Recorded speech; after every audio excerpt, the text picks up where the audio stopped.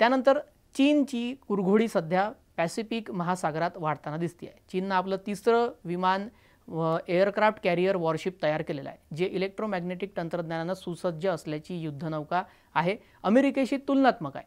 त्यामुळे भारत आणि फिलिपिन्समध्ये तर चिंता वाढली आहे। मागील काही दिवसापासून पॅसिफिक महासागरामध्ये तणाव सुरू आहे। या तणावाच्या पार्श्वभूमीवर चीननं तिसऱ्या विमानवाहू युद्धनौकेचं फुजियान समुद्रात उतरवलेली आहे आणि त्याचं इनॉग्रेशन केलं। चीनी PLA नौदलानं फुजियनच्या ऑपरेशन डेमोचा एक व्हिडिओसुद्धा प्रसिद्ध केला। या आठवड्यामध्ये फुजियनचा कमिशनिंग समारंभ चीनचे अध्यक्ष शी जिनपिंग यांच्या उपस्थितीमध्ये पार पडला। चीनचे नवीन हे एअरक्राफ्ट कॅरियर जे वॉरशिप आहे हे इलेक्ट्रोमॅग्नेटिक कॅटापल्ट तंत्रज्ञानावर आधारित आहे।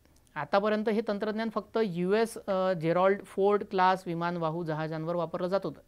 इलेक्ट्रॉनिक कॅटापल्ट तंत्रज्ञानामुळे लढाऊ विमानांना कॅरियरच्या शॉर्ट रनवे डेकवरून उड्डाण आणि लँडिंग करणं शक्य होतं। दक्षिण चीन समुद्रामध्ये फिलिपिन्ससोबतच्या तणावाच्या पार्श्वभूमीवर चीननं तिसऱ्या विमानवाहू युद्धनौकाचं इनॉग्रेशन केलं आणि गेल्या 2 वर्षात चीन आणि फिलिपिन्सच्या नौदलामध्ये अनेक हिंसक संघर्षही झाले आहेत।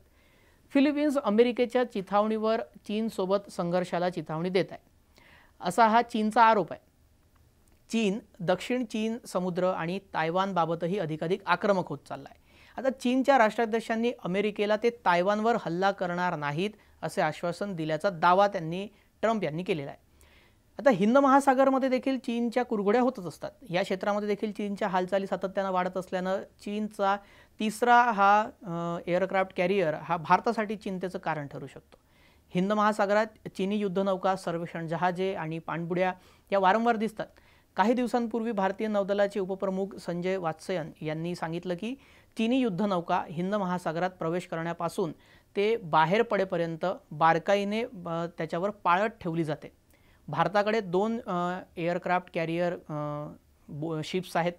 भारतीय नौदलानं तिसऱ्या विमानवाहू जहाजाची तयारी देखील केलेली आहे।